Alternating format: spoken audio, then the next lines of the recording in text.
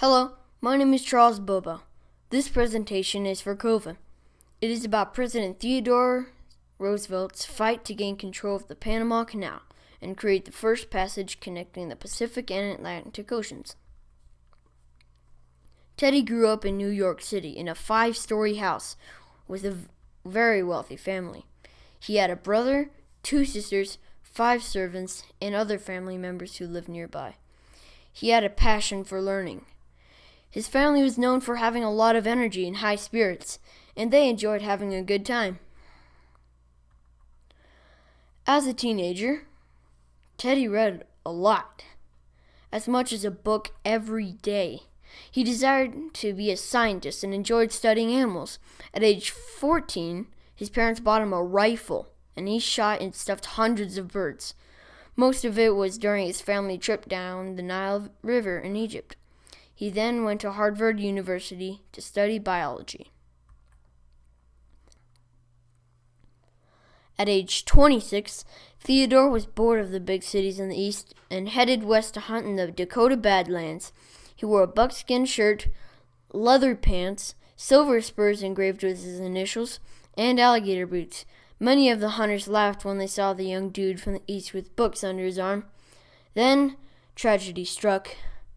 Teddy's beloved father died. He then became more serious about his future. He left the Dakotas, returned east, and entered politics. He felt his father would have been proud of that decision. Theodore ran the Department of Navy before becoming vice president.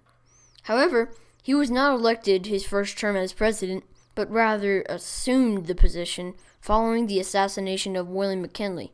Once in office, he was faced with handling the Panama Canal, the world's first passage to connect the Atlantic and Pacific Oceans. The Panama Canal, originally started by the French in the 1880s, was a big project for the United States.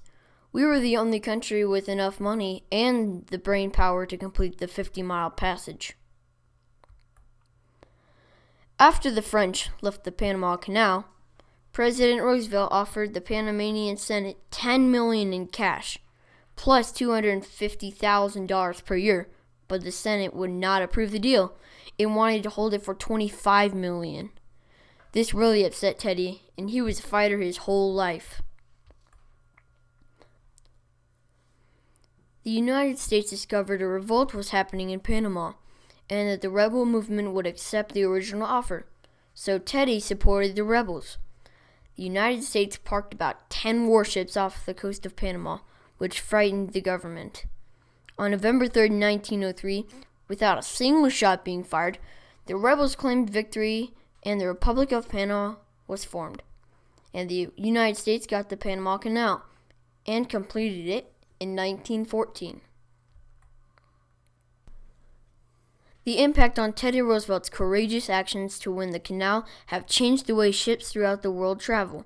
The ships can either take a dangerous 2-week passage around Cape Horn in South America, or take a 10-hour peaceful cruise to the Panama Canal. Military vessels, passenger cruise ships, tankers, and even small vessels, thousands of ships every year pass through the Panama Canal. Because one man was willing to fight for it. Theodore Roosevelt.